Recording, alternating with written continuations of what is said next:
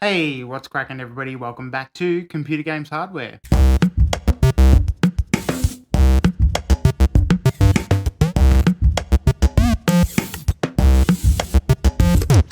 Today on the channel, let's do some computer games hardware news. It's been a minute, guys, but there's a couple of things to talk about. I'm changing the format of computer games hardware news. I'm only going to do a couple of news items. Otherwise, it gets overwhelming, and I always find myself interested in really one or two things that I want to talk about, and I give them short shrift. So, as you guys know by now, I like to waffle on a little bit. So, I'm just going to pick a couple of things for computer games hardware news and pick them. So, I might even just pick something about computers, games, or hardware and stick to three.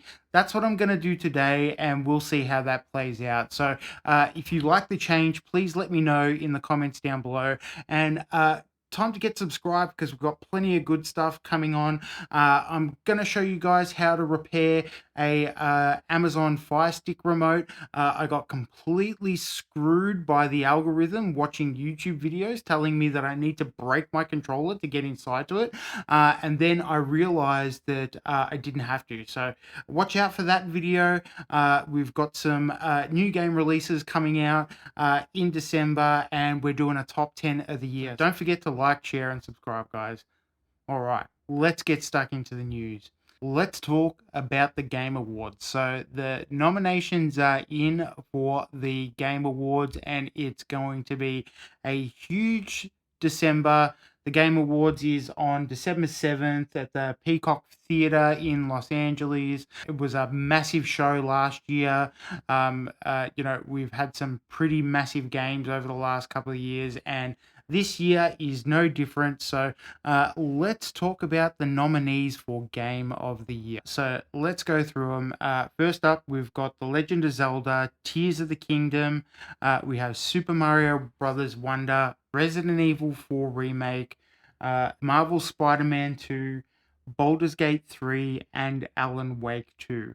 So huge franchises in Games of the Year, sequels, remakes, the whole lot. It's been a massive year for all those titles. So, looking at that list, the only one that sort of pops up to me is Tears of the Kingdom.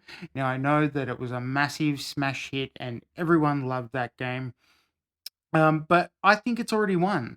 I think Breath of the Wild won, and what that game did when it was released, nobody was doing. That was the massive breakthrough for Nintendo at the time.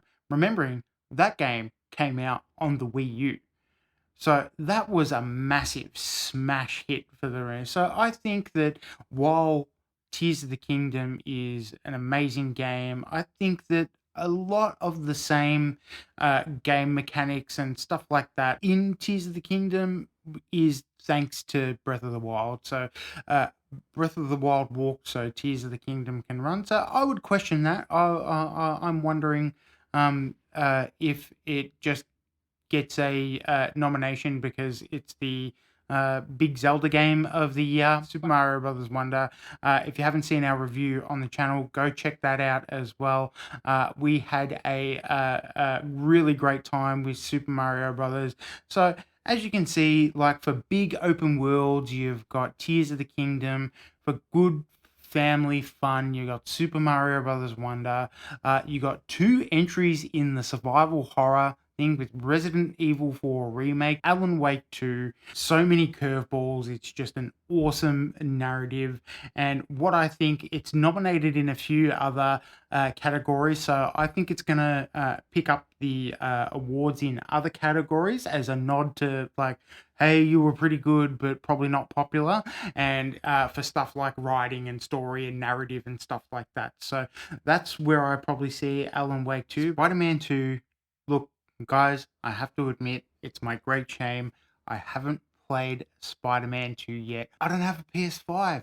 It's broken because I didn't buy one. Any of you out there can shout old Dan a PS5 to get stuck into Spider-Man, that'd be greatly appreciated. Maybe Santa might bring one for Christmas. Who knows? We'll see. But I'm really looking forward to playing it. And finally, last but not least, we've got the big indie title on the list, Baldur's Gate 3. So Larian Studios, amazing title that, lots of people wrote off. We found out that Microsoft had evaluated it really low through the FTC trials and everything like that. And despite being a turn-based RPG, it's been the mega smash hit, and it's probably my tip for Game of the Year. They're our Game of the Year contenders. All right, next up in computer game hardware news, I want to talk to you guys about something that's been bugging me all year. We try to keep it light-hearted and relatively friendly on computer games hardware, but this one has just really been bugging me throughout the year. It's been bad news, and a big thing that's been plaguing the video game industry over the past couple of years is video game staff layoffs.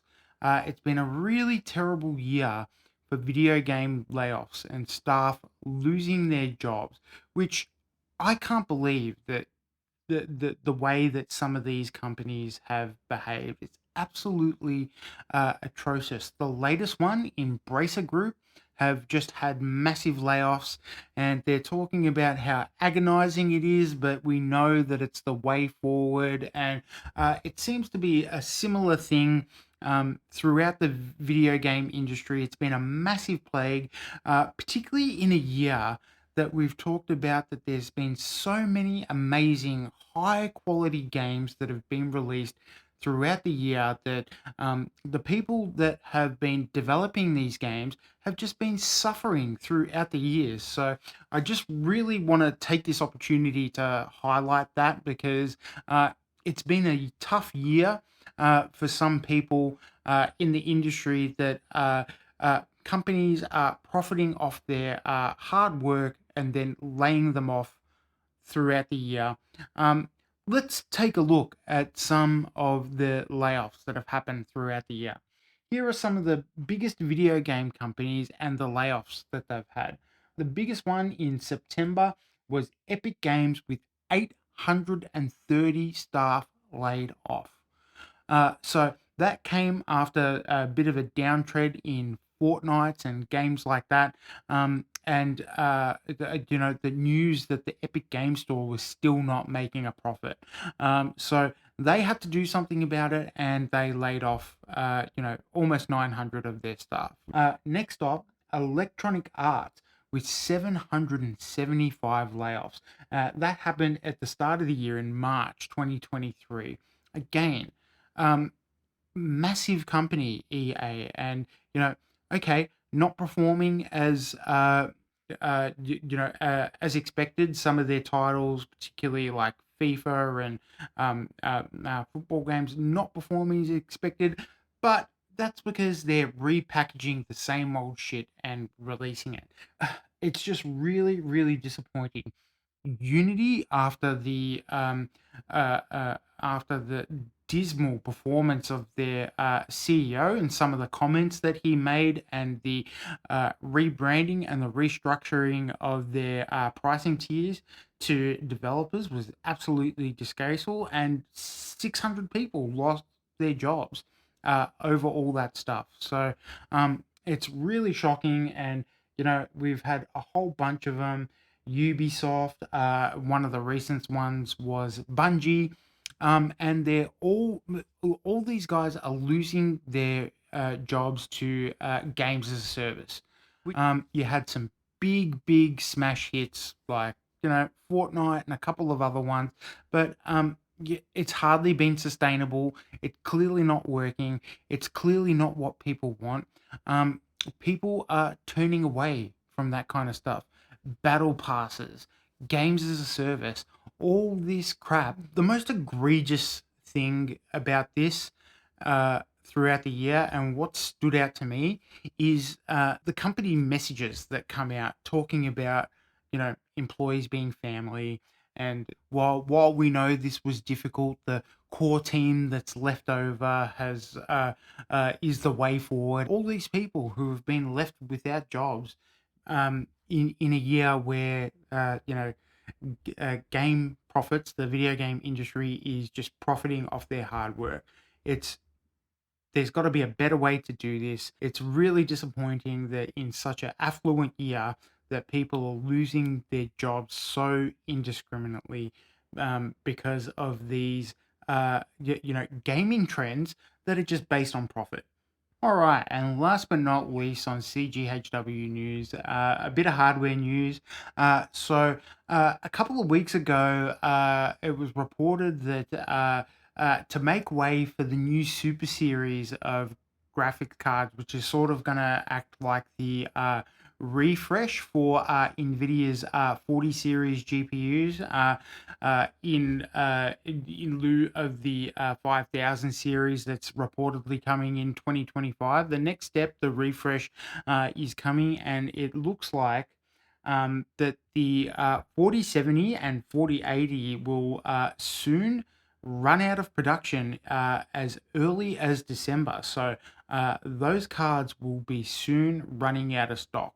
So I don't know if that puts alarm bells on for anyone and makes people want to scoop up some 4070s and 4080s while they can. But that means they'll be making room for the Super Series of graphics cards to make that bump. So it's been leaked by super leaker Copite 7 Kimi that these 40 series super refresh will be debuting as early as January at CES. So generally when they do that, they're released shortly after, within the next couple of months. So certainly in the first quarter of 2024. That means that if stock of the OG 40 series of the 4070 and 4080 running out, that might mean a little bit of a price increase, depending on if people are holding on to stock of them, or they might get a price decrease to make room for them if they don't all sell out by within the next couple of weeks. So here's hoping that you can get a really cool deal and there's a bit of price competition while those super cards are arriving on shelves as well, because it might be a good opportunity to get a little bit of a steal, get a nice 4080 on sale in the next couple of months. So it'll be interesting to see, but keep your eye on it. I know there's a lot of people who on YouTube who keep their eyes on the prices and things like that. So look out for those guys. Anyway, you can find it out. I'll keep you updated. But if you're in the market for a new GPU and you're hanging out for something, it might be the opportunity to steal a 4080 or a 4070, depending on your price range. So hopefully we get to see those super cards sooner than later. Anyway, that's going to do it for this one, guys. Thank you very much for watching, and we've got a lot of good stuff coming out on Computer Games Hardware in the next couple of weeks. So get subscribed. We've got some fix-it videos. We've got some top 10s, and we've got a whole bunch of stuff coming. So thank you very much. I'll keep making these if you keep watching them, and I will see you guys in the next one. Thanks for watching. Catch you next time.